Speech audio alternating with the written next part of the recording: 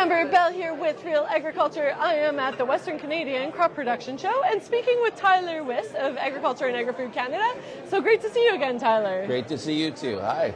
So we were chatting a little bit off camera, and apparently you've been working on a project. Can you talk to me about this? Yeah, so I've been working on a project with a computer scientist and an engineer, and they're at the University of Regina. What we're doing is we're teaching computers to identify flea beetles and count them so that you don't have to. And then part of the project too is taking a picture of your canola field, having it count the number of canola plants that you've got in that picture, and estimating the flea beetle damage to the canola plants. So this is really exciting. And we're hoping to extend the project and be able to get some kind of an app into the hands of farmers so that you can put it on your phone, take a picture of those plants and say, hey, I don't have to get down on my knees and count 20 plants in this row and try to estimate damage because the computer's just done that for me.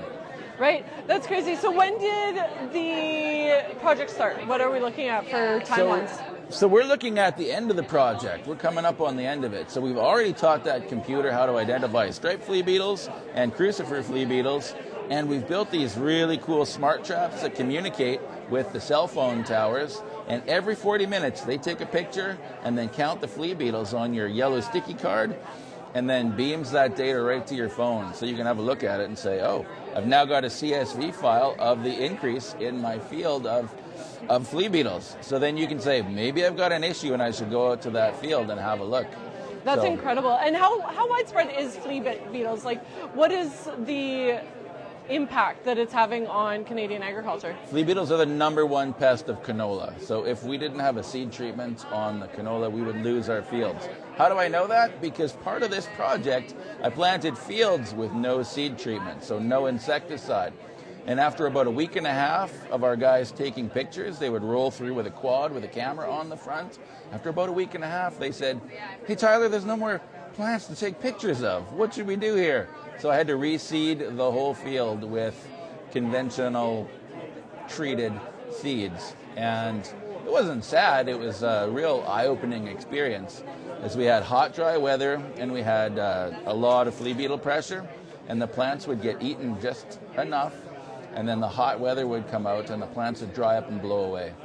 So you went from, your nice 7 plants per foot down to 0 in a matter of a week and a half. What are some of the things that you found interesting about this artificial intelligence? Like, what really stands out to you about the usability of it?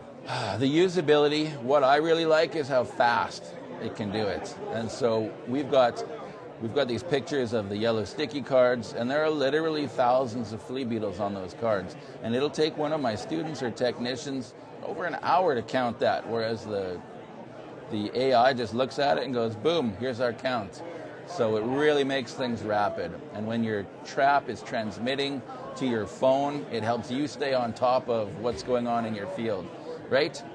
So in the morning, if you're at, say, 20% damage on your crops, or 25% damage, which is your threshold of your economic threshold for flea beetle damage, and it's a hot, dry day, by the afternoon, you can be up to 50% damage, and that's where you start taking yield losses in your canola. And how do I know that? Because we did that project as well. And so we were trying to keep the damage at different levels using sprays, and once we got up to 45, 50% damage, that's when we could start to see the yields going down.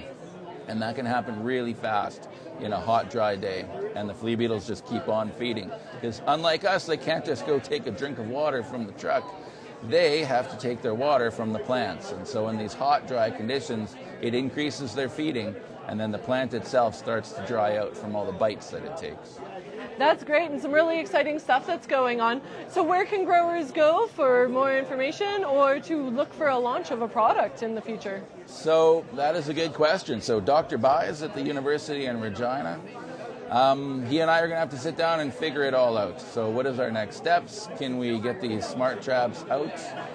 Is that worthwhile? Because I know the market already has some smart traps going on. And maybe there's a place for these ones, maybe not, but there's definitely a place for that artificial intelligence to count striped versus crucifer flea beetles, because that's really important. And the ability to estimate damage off of a picture that you just took on your cell phone is huge. So it takes my students often 2 full days to scout our canola plots, and if we could do that in a fraction of that time, that helps me out, and I know it's going to help out field scouts who are having a hard time trying to estimate damage from flea beetles in their fields. That's great. Well, thanks so much. And that was Tyler Wist on Real Agriculture.